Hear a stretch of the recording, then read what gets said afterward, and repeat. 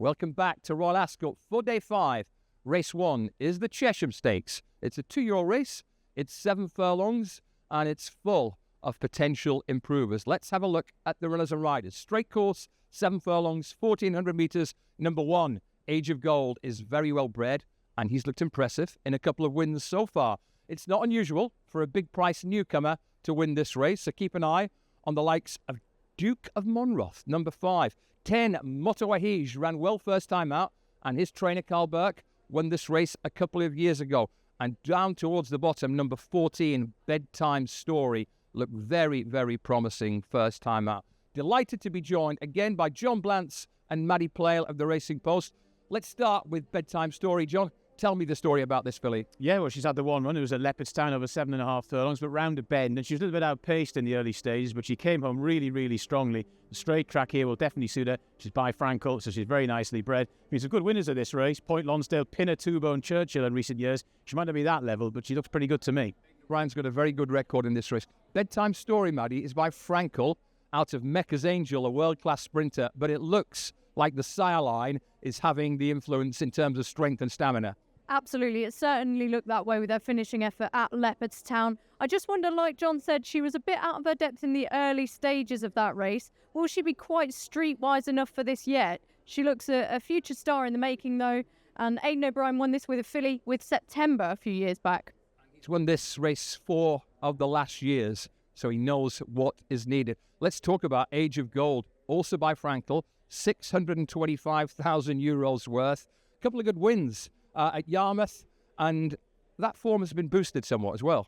And again, there was a good finishing kick there. He was a little bit slowly away, somewhat awkward out the gate, but sort of learnt on the job, as it were. And yeah, came home very strongly in the manner of a horse who probably needed a little bit further. Gets it today in the numbers, not quite on top of Bedtime Story for me. There'll be 1 or 2 horses at prices that run well here. Maddie, have you got one of them? I have. I quite like Expensive Rose, number 15 for Charlie Johnston. His father Mike won this race 3 times quite a while back, so they clearly know as a team what it takes to win it. She was very good at Carlisle last time. Very stout pedigree by Australia, related to some horses that stayed 2 miles. So expect her to be going on at the finish. I think she can build on what she showed last time. Market is likely to have this as a showdown between Aidan O'Brien and Charlie Appleby.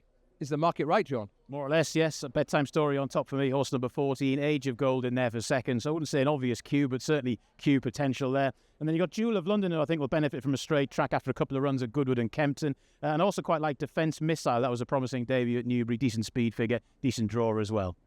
Yeah, there's been some big price winners this race in recent years, Graham. I'm going to go with 15 Expensive Rose to cause a bit of an upset, followed by 1 Age of Gold, 14 Bedtime Story, and Pentle Bay, the 11, is worth a mention. Did well to win at Leicester last time. First point I want to make here is I don't have major confidence. But Bedtime Story comes from the yard who've dominated this race. She's on top, number 14, from 1 Age of Gold, 10 Motawahij, and 11 Pentle Bay, who was sold on Monday night here at the boutique sale for 400,000 guineas. If you're the person who bought Pentle Bay, the very best of luck, along with the rest of us in the Chesham Stakes.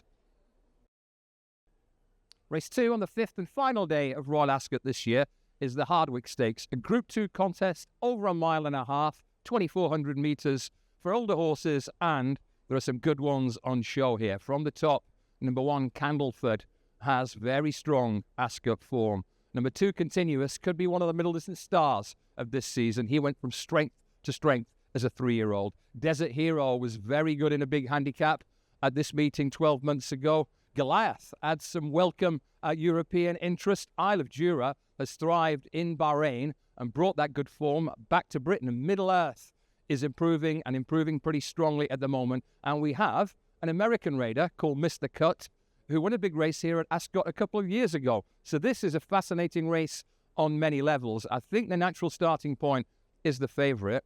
Maddie Plale, Continuous, ran well here in the King Edward VII Stakes last season. But after this defeat, he went on a tear. He did. He won the St. Ledger, of course, and then was unlucky not to finish closer than 5th in the Prix de l'Arc de Triomphe. The question I'd ask everyone, Graham, is how many of these horses could do that and be unlucky in doing so? Not many, I don't think. He's really classy. We see him here at Ascot last year. This wouldn't have suited him, this sprint finish. He's a big galloping stayer. This Hardwick Stakes, is his seasonal reappearance. Can't wait to see him. John, what do you think of it? Yeah, everything that Maddie said, really. And also, if you look at this potential speed map in this race, he's probably going to be getting a prominent position without having to do too much work. And it'd be difficult to pass under those circumstances. The arc as well was a bit of a sprint home too. So to run the race that he did was really commendable. And he's the best horse in this race. There are one or two interesting lurkers, but he's the obvious standout pick. I'm going to touch on a couple of horses who've had a go at Continuous and came up short in the St. Ledger, Middle Earth and Desert Hero. Pick up Middle Earth here at Ascot last autumn over a staying trip. He was good that day, and he's got better since, I think. He certainly has. It was a tremendous performance at Newbury in front of our cameras on Lockinge Day to come from the back of the field like he did to win, beating King of Conquest, who subsequently won again in a race that was much better suited to King of Conquest rather than Middle Earth. So he's definitely an improver. He's going to have to be at his very, very best, though. He's have to keep that improvement curve going up to win this. Agreed. Now, Middle Earth didn't run his race in the St. Ledger. I think Desert Hero did, Maddie, but he was still beaten over 3 lengths. And what are we to make of the fact that he disappointed at Newbury last time? We pick him up at Ascot in a molten run race, a ferocious run race for that handicap when he won, but his last run was not his best. Yeah, I think Desert Hero can reverse that form, though. His seasonal reappearance second at Sandown was a really red-hot effort over an insufficient trip. Not sure what happened last time, whether the run came a little bit too soon or connections just weren't quite happy with him, but he's proved before that he's got the class edge over Middle Earth, and unless there's gone something dramatically wrong, I think he is the better horse of the two. You can read way too much into jockey bookings. William Haggas has a couple of runners here. Tom Marquand is on Desert Hero, and Candleford will be ridden by William Buick. Candleford came back to 4 in Ireland last time. I don't know what's going on here, but if I'm Tom Marquand and I fancy an OBE or maybe a knighthood down the track, I am not deserting the Royal Horse. But Candleford was very good at a big handicap here 2 years ago and got a softish lead and took advantage in Ireland last time. He did, yeah. I was a bit annoyed because I quite fancied him in that race at Newbury and he was taken out at the last minute. And yeah, he's gone on to Ireland and won. You say he's got a good record here. I've got him in the numbers. He's the ideal sort of horse for this race, stepping up now to this level. I've got him in for third. Mr. Cut, a welcome American challenger, won a big Golden Gates handicap, I think, under James McDonald here a couple of years ago. And he's been running very well in some of the good turf races in the States with John Sadler. Brilliant trainer of the mighty Flightline a couple of years ago. Yeah, the only trouble is, Graham, this is a really deep race. You mentioned Candleford there. Strong stayers with excellent recent form. I think Mr. Cut's going to need more, but he's got a good turn of foot, and that could serve him well in these conditions. Continuous going to be hard to beat. John, what are your numbers? Yeah, he is. He's going to be on top for me. Horse number 2, Continuous. 8, Middle Earth. Again, that looks like a pretty good cue to me, Graham. Famous last words. Candleford in there for third, and Isle of Jura has been on a really good upward curve as well. Some good late splits as well in some of his races. So he's interesting too, but Continuous is going to be very tough to beat. Yeah, I've really enjoyed following Isle of Jura recently in the Middle East. He's been an exceptional improver. He makes my numbers, but it's number 2, Continuous on top, followed by 4, Desert Hero, 7, Isle of Jura, and 8, Middle Earth. Aidan O'Brien has Luxembourg win the Coronation Cup. He has August Rodin who won the Prince of Wales Stakes. Big call this. I wouldn't be surprised if Continuous is at least as good as that pair by the end of the season. If that opinion's correct, he'll win this. 2, Continuous on top, 8, Middle Earth, 1, Candleford, and 9, Mr. Cut for the Hardwick Stakes. Warm welcome back to Royal Ascot. Beautiful weather all week here. The Day 5 feature is a Group 1 sprint, straight 1,200 metres for the Queen Elizabeth II Jubilee Stakes.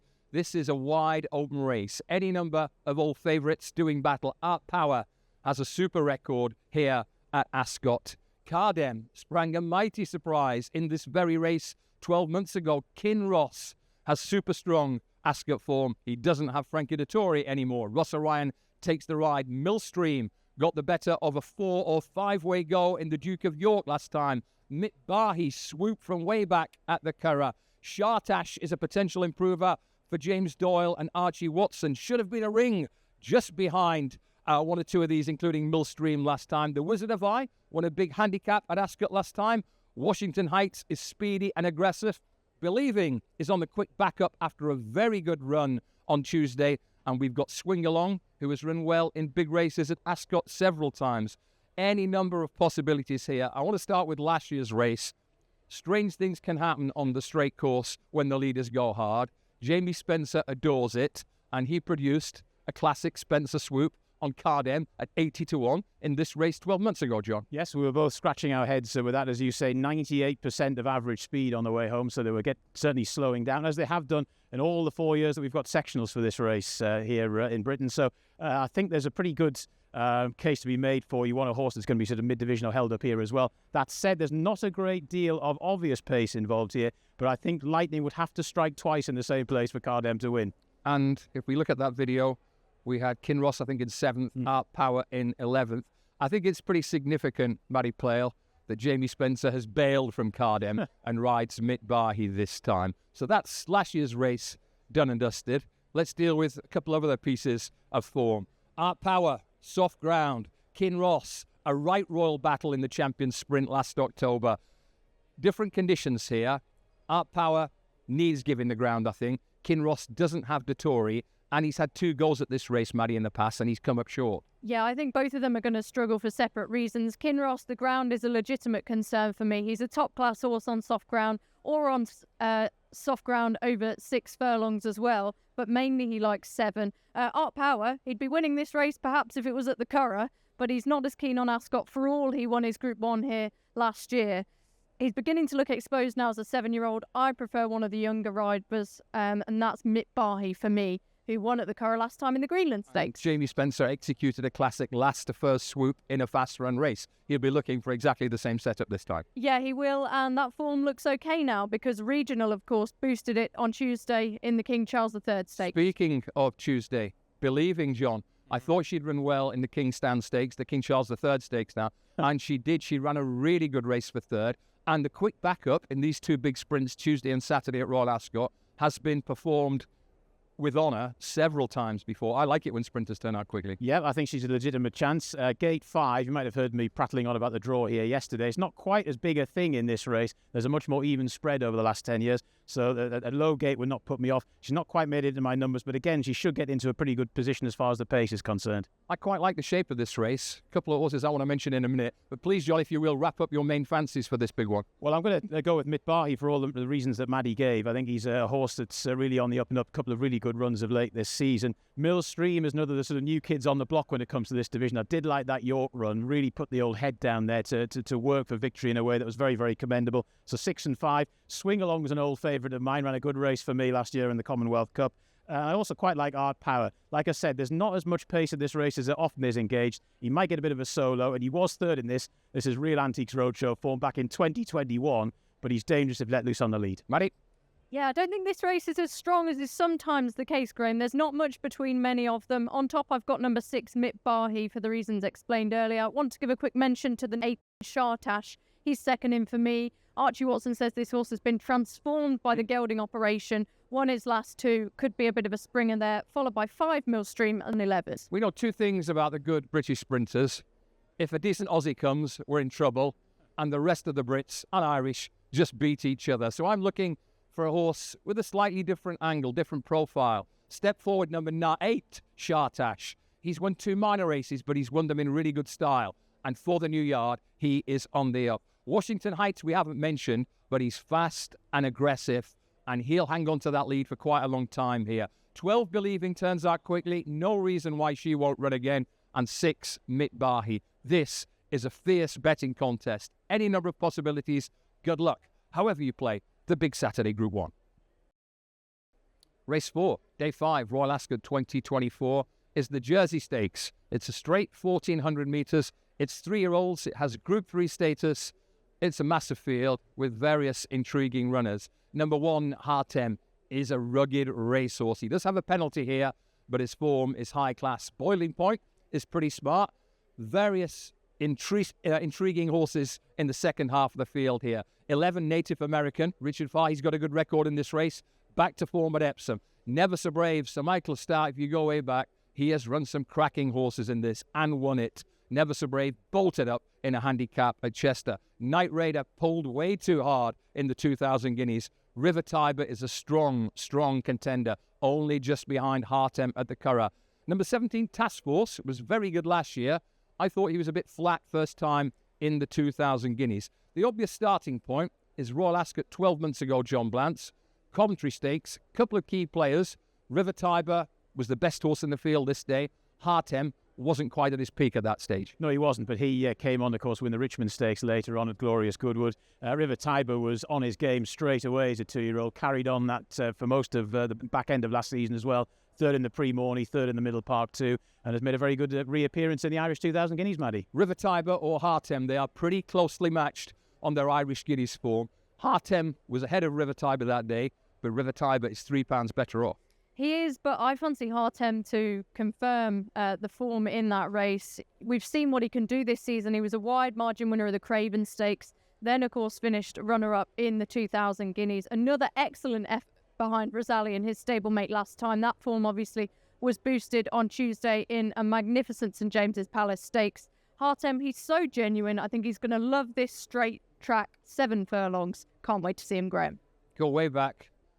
Expert eye for Sir Michael Stout. The mighty Zilzal, Jeremy. Sir Michael Stout used to have a really fine touch with this.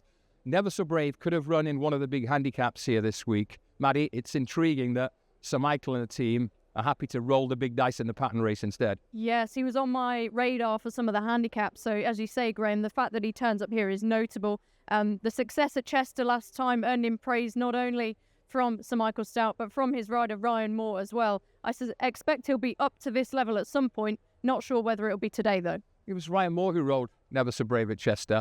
Fascinating and really good, I think, that Safi Osborne has been given the chance to shine again on that horse. What are the others we should be keen on here, John? Well, I quite like Pearls and Rubies at a huge price to run well. Of course, she was a winner or second in the Chesham here last year, and then she ran well in the Jubilee Park. A reproduction of that would give her a good chance. She's far too big a price at the books at the moment. Mountain Bear as well has got some good form and wasn't suited by the way the Irish 1,000 Guineas was run earlier on in the season. So I think she can go quite well too. But 7 out of the last 10 winners of this, Graham, have had a rating of 110 or higher. There's only a few horses in this field that come into that category, and Hartem is clearly on top of those. So your numbers, John. He's going to go on top for me. So that's horse number 1, Hartem, is going to be my selection. Then 14 in for second, River Tiber. And they're going to go with Mountain Bear and Pearls and Rubies for third and fourth.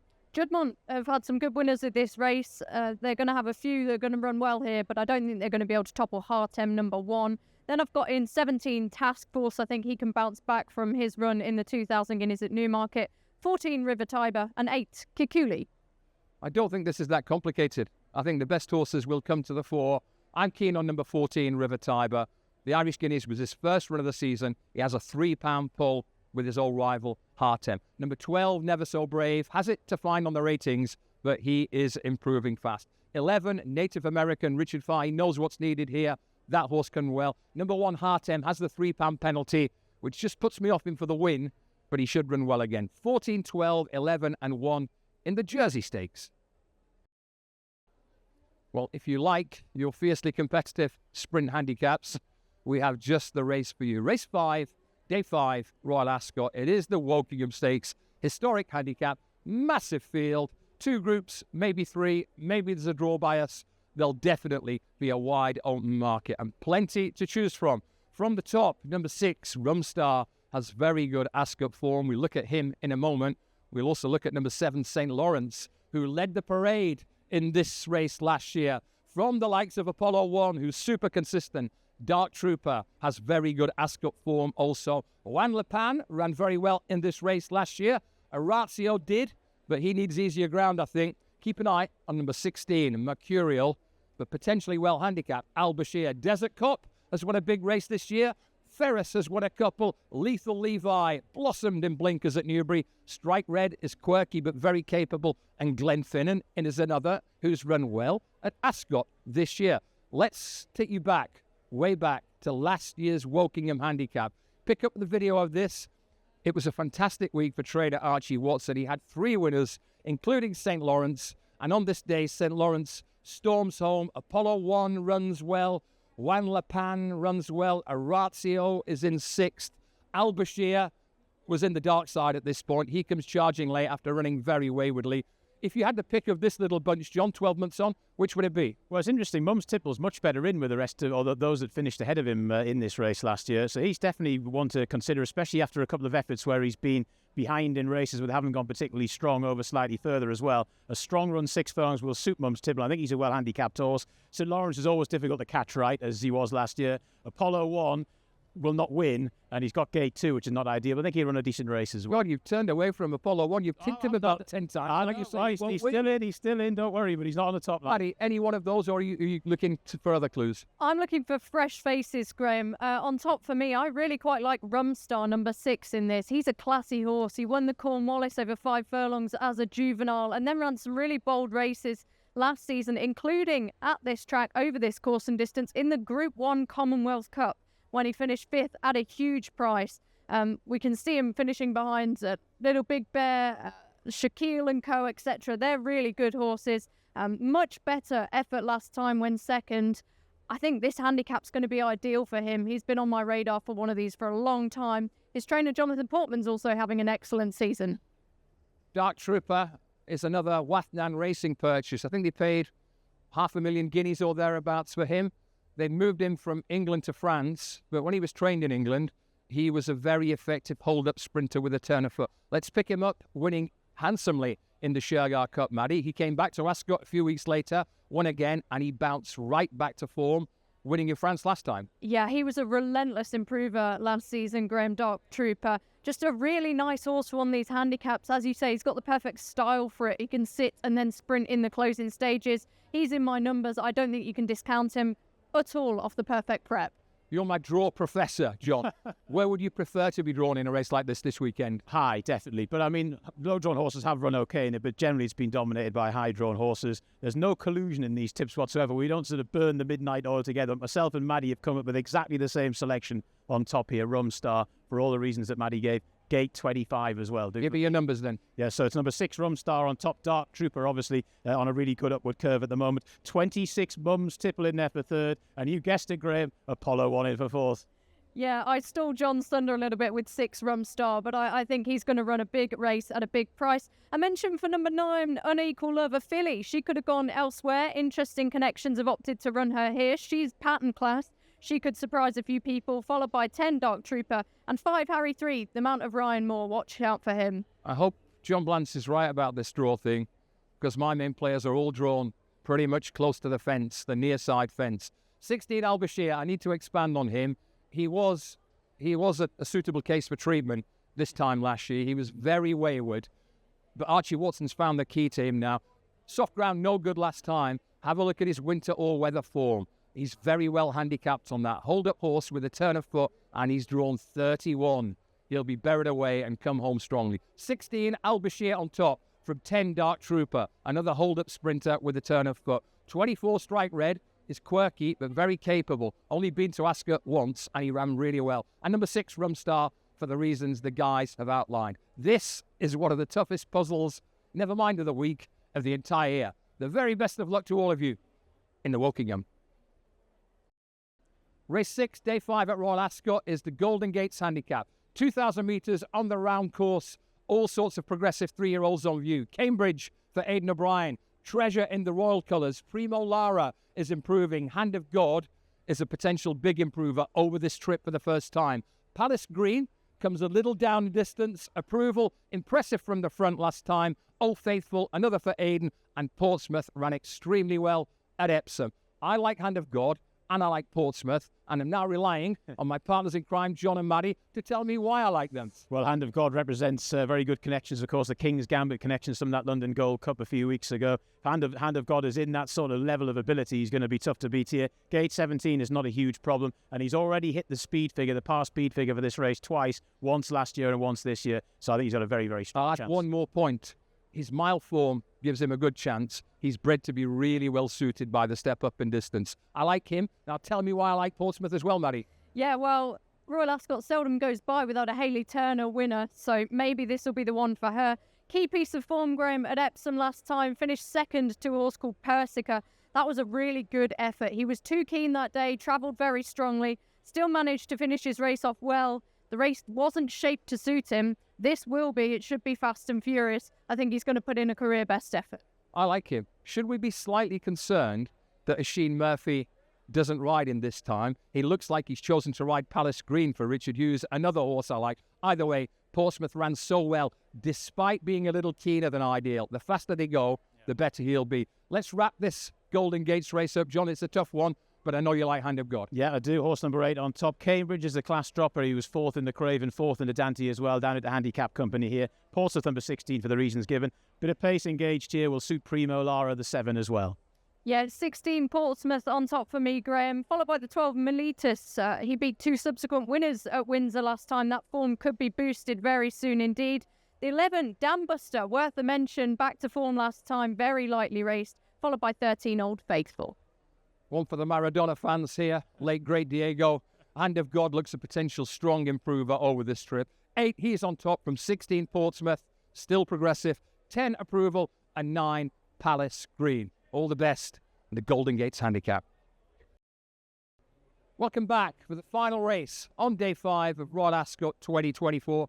First thing to say, thanks so much to John and Maddie and Simon Mapletoft for all their hard work this week. It's been great fun. It is the Queen Alexandra Stakes. It's just about summer solstice, longest day of the year here in Britain. Fittingly, we have the longest race of the week, longest race of the year, I think, in Britain. Queen Alexandra Stakes, a Class 2 historic ancient conditions race. It's pretty much 2 miles, 6 furlongs. I have no idea what that is in meters, but I do know that it takes about 5 minutes to win it. Have a look at the runners and riders. Some very familiar faces. 2 Dawn Rising won this race for Ryan Moore last year. William Buick in the irons this time. Fassol, good form on the level in France. Now a jumper with Paul Nicholls. Postileo, he's got high-quality form at about 2 miles. This trip, I'm not sure. Run for Oscar ran very well for 3rd 12 months ago. Tashkan, will he run? Fast ground has often been considered to be against him. Keep an eye on number 8, Uxmal, for Joseph O'Brien, stablemate of last year's winner. Drawn to Dream, ran pretty well here in a good handicap earlier in the week. And Queenstown represents Aidan O'Brien and has been doing the donkey work for the mighty Kyprios. Let's have a look back at last year's race. Yes, it was 2 miles 6, John, but they pootled around quite gently for at least a mile and 3/4. Then they dashed up the straight, and Dawn Rising and Ryan Moore were in the perfect position to strike. They were, and it's a great verb to pootle as well, but I don't think they're going to do that this time round because there's quite a few pace angles in this race. Dawn Rising obviously won this, and this is a race which has had quite a few multiple winners in the past. He will be sitting off the pace here. He was behind a very, very tepid speed against Kyprios last time out, which was not a sensible place to be. So I think there's every chance of Dawn Rising will go well again. I've got him on top, but I think he's not necessarily a certain winner, but he'll be there or thereabouts. Maddie, he's been quite gently handled, shall we say, recently, perhaps with this race in mind. Absolutely. You took the words out of my mouth, Graham. I think he's been prepared perfectly for this by Joseph O'Brien, who knows exactly what to do when it comes to target training. This horse who finished 3rd in the Irish St Leger last year, that's Group 1 form. I think he's going to be very tough to beat once again. Queenstown is a 4-year-old, only had 6 runs. He looked a bit awkward last year, but he's come on quite nicely, making the running for Kyprios in a couple of pretty useful races in Ireland, John. Yeah, and races where they went a bit of a dawdle. I think there's, as I say, going to be more pace here, but Queenstown is definitely on that upward curve from a form perspective. Rated 107. Historic renewals of this race reckon it's going to be sort of 105 or above you've got to be at, so he's in that particular category. And yeah, provided there's not too much pace, I think he'll be all right, and he's in the numbers as well. What else do you fancy? Tashkan, I think. He's run a good race in the Gold Cup a couple of years ago behind Kyprios, and he loves Ascot as well. Like you said, the ground may be a slight issue for him, but if he runs, I think he's capable of a huge race. He's a strong stayer. And I also want to give a positive mention for Postileo, who on his Hamilton form when with Roger Varian would be very interesting if seeing out this trip. Talk to me about Postileo when he ran pretty well here over 1.5 miles last autumn. He was beaten by Al Karim, and the horse in blue who finished 2nd, Isra, bolted up here earlier in the week. So Postileo, if he stays the trip, might be a live one. Definitely, Graham. So let's try and wrap this up, John. Give me your numbers. I think you've both missed the winner. I'll come to him in a moment. Give me your numbers, please. Well, I'm going to go Dawn Rising on top, horse number 2, 13 Queenstown there in for 2nd, and then Tashkan and Run for Oscar in down below. So nearly the exact same. 2 Dawn Rising for me, followed by 13 Queenstown, 7 Tashkan, and 5 Postileo. Can't believe you haven't mentioned this horse I like. My summary of this Queen Alexandra is Galileo, Galileo, Galileo. Uxmal is by Galileo.